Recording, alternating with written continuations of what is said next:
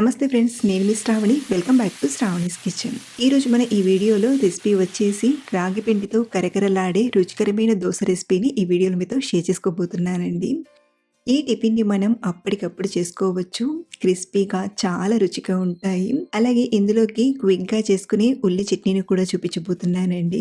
మీరు కూడా బ్రేక్ఫాస్ట్లోకి ముందుగా ఎలాంటి పిండి రెడీ చేసుకున్నప్పుడు రాగి పిండిని నీళ్ళతో ఇలా కలిపి సింపుల్గా ఈ దోశల్ని ట్రై చేయండి. హెల్తీగా టిఫిన్ తినేయచ్చు. మీరు ఫస్ట్ టైం చేసిన ఈ దోశలు బాగా కుదురుతాయి.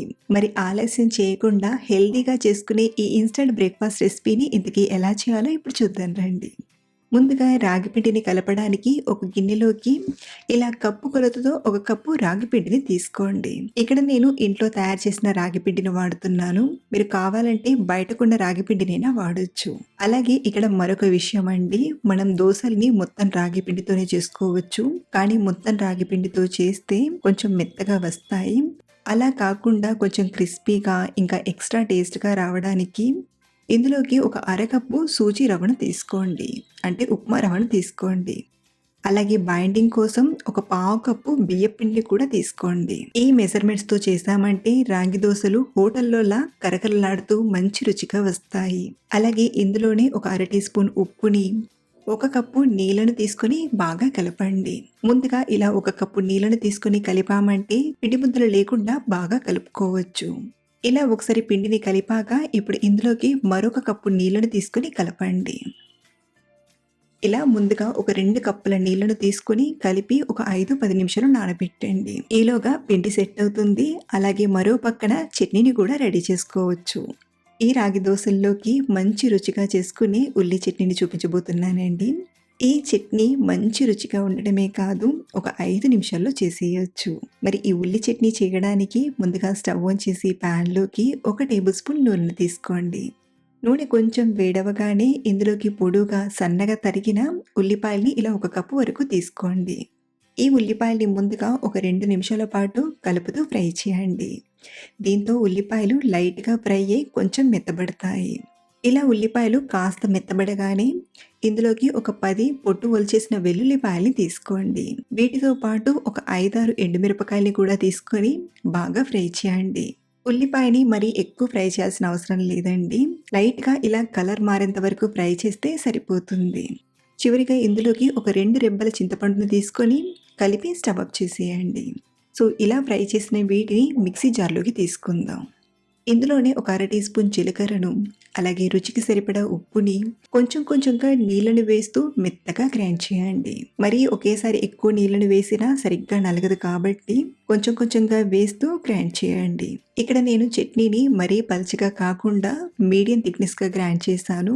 మీరు కావాలంటే నీళ్ళను ఇంకొంచెం వేసి కాస్త పల్చగా అయినా రుబ్బి తీసుకోవచ్చు. పోపు కోసం ఇక్కడ నేను ఒక 2-3 టీ స్పూన్ల నూనెను, అర టీ స్పూన్ ఆవాలు, కొంచెం జీలకర్ర, ఎండుమిరపకాయ, కరివేపాకు, అలాగే ఇంగువను వేసి ఫ్రై చేసి తీసుకున్నాను.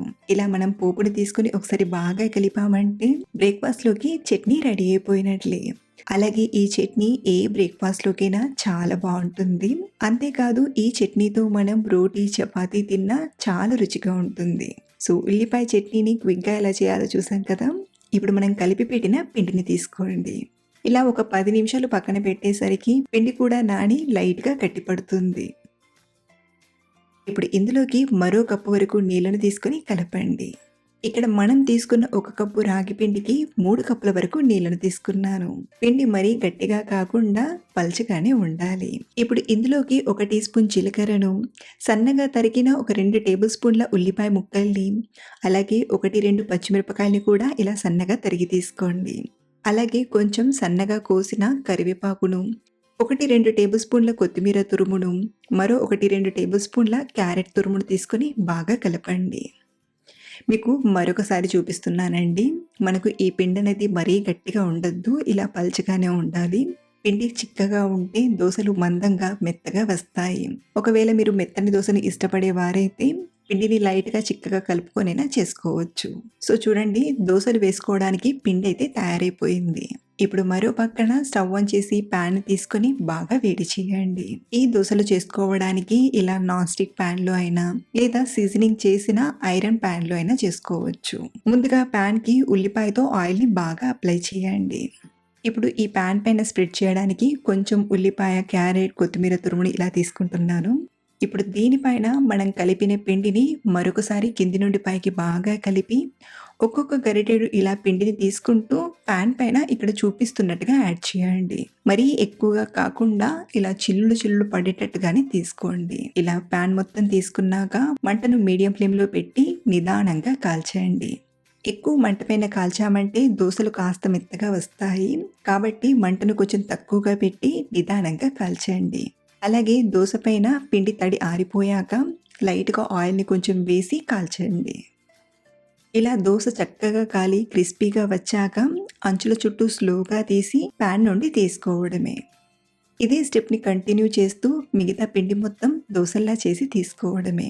అలాగే దోస వేసే ప్రతిసారి పిండిని కింది నుండి పైకి బాగా కలుపుతూ చేయండి. ఒకవేళ మీరు చేసేటప్పుడు పిండి లైట్‌గా ఏమైనా చిక్కబడ్డట్టుగా అనిపిస్తే కొంచెం నీళ్ళను వేసి కలిపి దోసల్లా వేసుకోవడమే. ఇలా మనం ఈ మెథడ్‌లో చేసుకున్నామంటే రాగి పిండితో చాలా ఈజీగా ఈ ఇన్‌స్టంట్ బ్రేక్‌ఫాస్ట్‌ని తయారు చేసుకోవచ్చు. మీరు కూడా ఈ బ్రేక్‌ఫాస్ట్ రెసిపీని ట్రై చేయండి. మరీ హెవీగా అనిపించకుండా పొట్టకి హాయిగా కమ్మగా తినేయొచ్చు. అలాగే ట్రై చేశాక మీకు ఎలా కుదిరాయో కింద కామెంట్‌లో ఫీడ్‌బ్యాక్ ఇవ్వడం మర్చిపోవద్దు. మరిన్ని టేస్టీ అండ్ సింపుల్ రెసిపీస్ కోసం మన ఛానల్‌ని ఫాలో అవ్వండి. Thank you for watching.